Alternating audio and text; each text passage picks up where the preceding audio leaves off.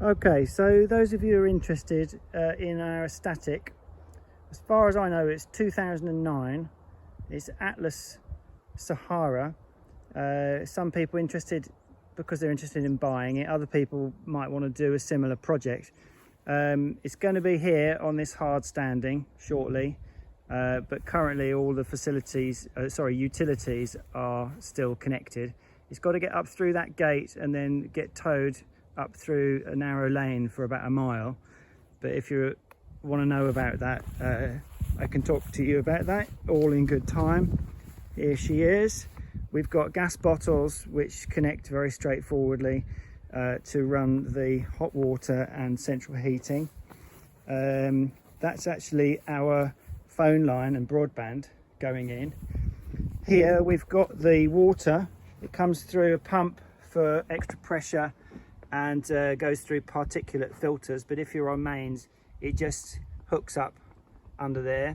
This is the big grey things are insulated central heating, but they were run past the pump just to stop it, protect it against frost, but that will all be tidied up inside. It could be shortened. You can see inside in a minute. This is what's left of the porch. There was a porch, but now we're just using the temporary steps. We've got new locks and keys. The solar panels are still plugged in, but they will be coming off completely. So if I take you around the back here, we've got the this is solar as well, and the batteries with an inverter in the back there, protected again from frost. You can see that it's all tidy underneath. Well, it depends what you call tidy, but it's not sort of falling apart with rust, and we've got it nice and leveled up on blocks. There's a bit of water pipe there which has been disconnected. I've put a stop on it. We just ran an extra tap off of the back of it.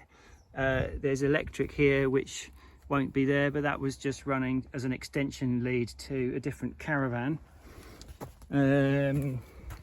I'll try not to say too much.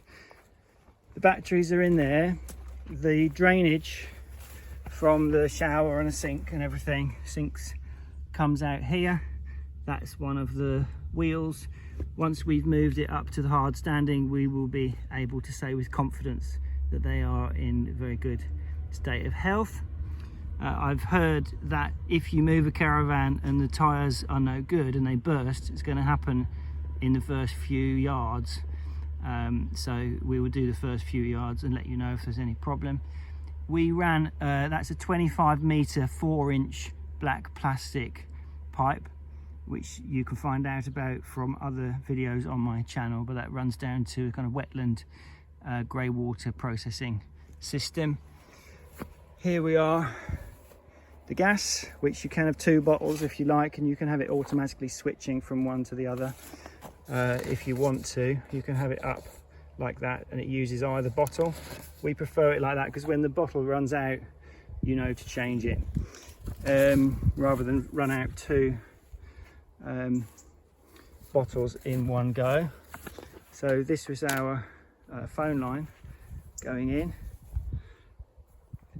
We did have a TV aerial as well, but in fact we've got a little sort of 6-inch by 8-inch thing from the Caravan shop, which is internal, which works just as well, if not better, for TV aerial. So right, so bear with me. I'm sure you will have switched to a different program if you're not interested.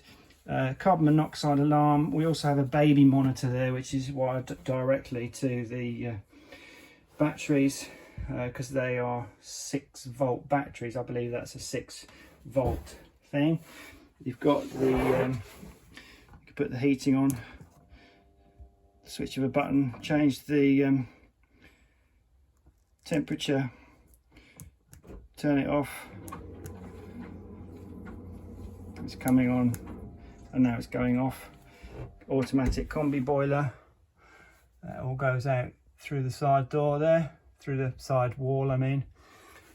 You've got sort of the master bedroom, if you like, which is double. You've got a little single mezzanine one. There's a little tiny bed that goes, another couple of tiny beds which aren't in here at the moment, which you could come with the Caravan. This is also a little single room with some handy furniture if you want it. There's a 12-volt cigarette lighter attachment here, which was for charging phones. That just comes directly off the 12-volt system. But underneath, the electrics go from 12 volts to 240.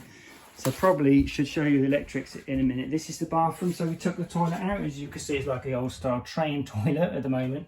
But this here, if you wanted to re-plumb a toilet, you just use a screwdriver and the water comes out, and that attaches to the cistern, and then you need an attachment for the toilet to go out through that hole. You can see, in fact, where the old toilet was around there.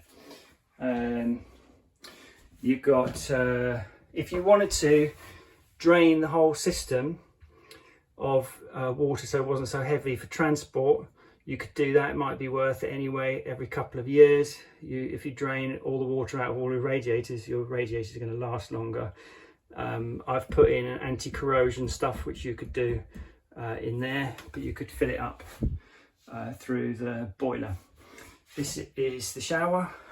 A little bit of mould on the ceiling, but it's all in very good nick.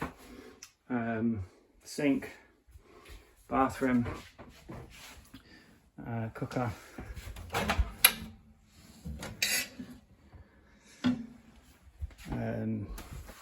you push it in, you can see it working there. I cleaned it recently, which I think would account for a little bit of yellow going on in there. You've got your water, it's going to be hot. You might be able to hear the boiler coming on. You've got in here, there's actually a pull-out bed, like a little camp bed, if you can see that, one of those pull-out beds. There's a gas fire here.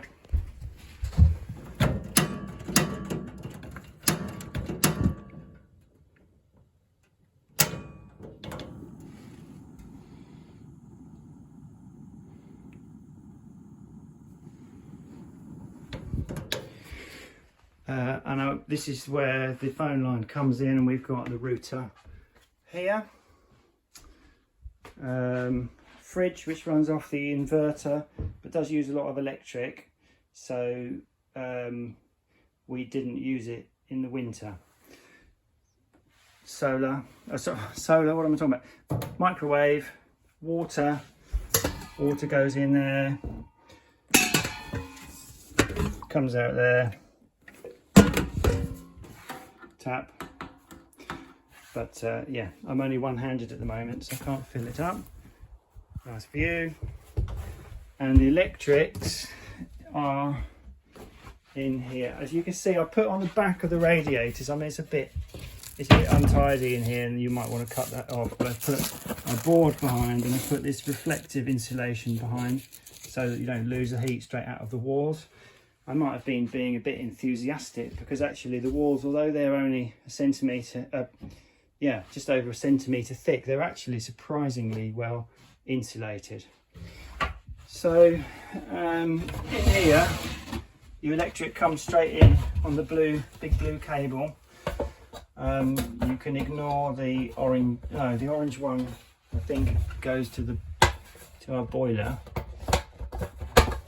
And here you've got your RCD unit, your residual current device, and that's basically all you need to know, I think.